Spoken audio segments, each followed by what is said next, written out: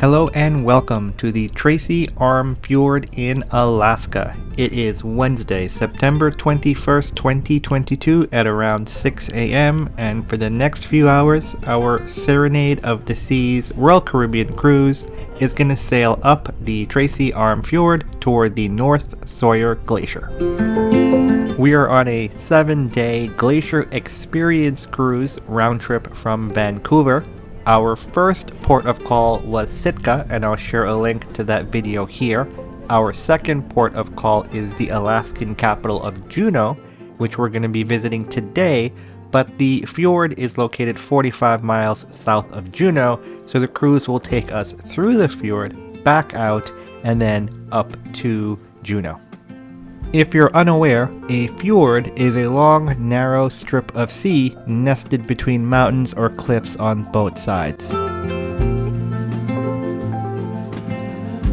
The fjord and the Sawyer Glacier are both part of Tongass National Forest. The fjord is about 30 miles long through the Alaska Inside Passage. It's only accessible by boat or plane. How far you can travel within the fjord is strictly up to the weather and the number of icebergs in the water. Each ship and experience may be different. The most popular spot on this cruise was the helicopter pad. And as I mentioned, the goal is how close can you get to the North Sawyer Glacier, and you can begin to see it directly ahead on screen.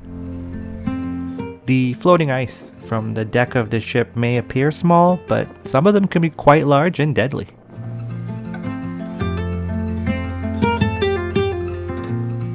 And these are all pieces from the Sawyer Glacier that have broken off and fallen into the water. They could be as small as, hand size, or as big as a 3-story building. We really need to see one up close to appreciate it, so the captain sent out a small boat and these 3 brave soldiers to go out there and capture a small piece of ice. And this is what they came back with. It sat on the Lido deck throughout the cruise as a photo op. Several waterfalls and small islands and of course towering snow-peaked mountains cover the landscape as you go up the fjord.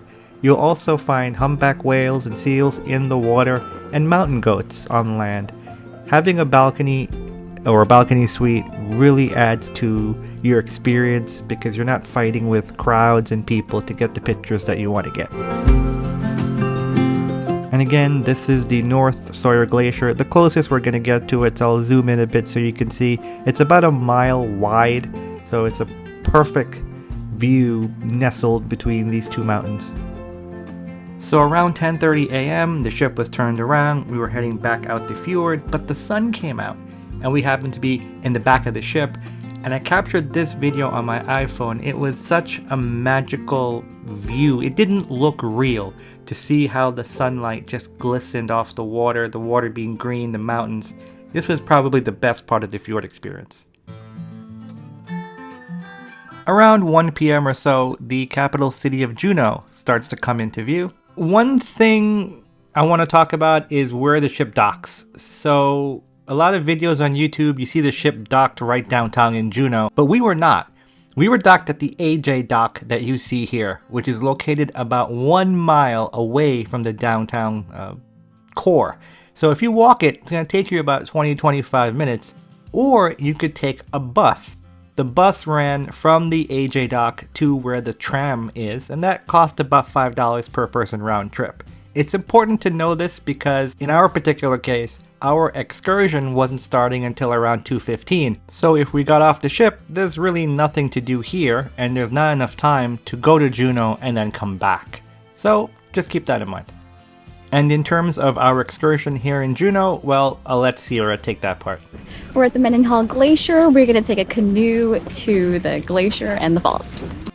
And this excursion will require waterproof boots, waterproof pants, a good jacket, and a life jacket, all of which are provided by the tour company. Of course, there are no bathrooms out on the lake, so last chance to go before we head out. The Mendenhall Glacier is one of several in the Juneau icefield and is by far the most popular attraction in Juneau. It's located around 12 miles from downtown Juneau, and the glacier itself covers an area of 29 square miles. Now, this excursion that we agreed and signed up for requires us to paddle across Mendenhall Lake, which is 200 feet deep and about 1 square mile. The canoe that you see here holds up to 12 people, plus our guide who will be sitting in the back to kind of steer the boat.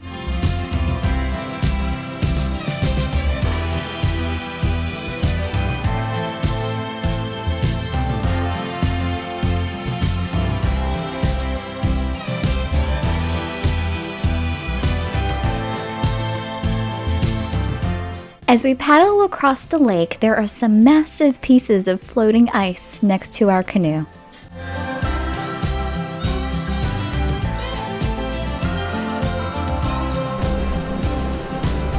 So at the widest point, the glacier is over a mile. At its thickest, 1,800 feet of straight ice. But as I mentioned before, caves constantly form and collapse, so it's not consistently that thick. In some areas, it's at 1,800 feet of straight ice. In others, areas it may be 2 feet of ice and a 250-foot drop down below. A little tough to tell unless you have the proper equipment and training. That means glacier crossings are incredibly dangerous. However, the University of Southeast Alaska has a summer program known as the Juneau Ice Field Program. It's a bit difficult to hear our guide, but the University of Alaska supports excursions that allow visitors to hike the glacier. It can be dangerous due to drops in the ice, but helicopter tours will land on the glacier. The second attraction is Nugget Falls that plunges 377 feet down into Mendenhall Lake. It's a short hike from the Visitor Center to Nugget Falls. Not too long ago, the falls used to pour onto the glacier, but as you can see, the glacier has receded. So the paddling was difficult. This was my first time paddling. After 20 minutes on the lake, my arms started to hurt, so I learned to lean the paddle on the canoe for leverage. And I apologized to expert canoers. But we did pause for 5 times for about 2 to 3 minutes for pictures and rest. The tour runs 2 hours and we cover 5 miles.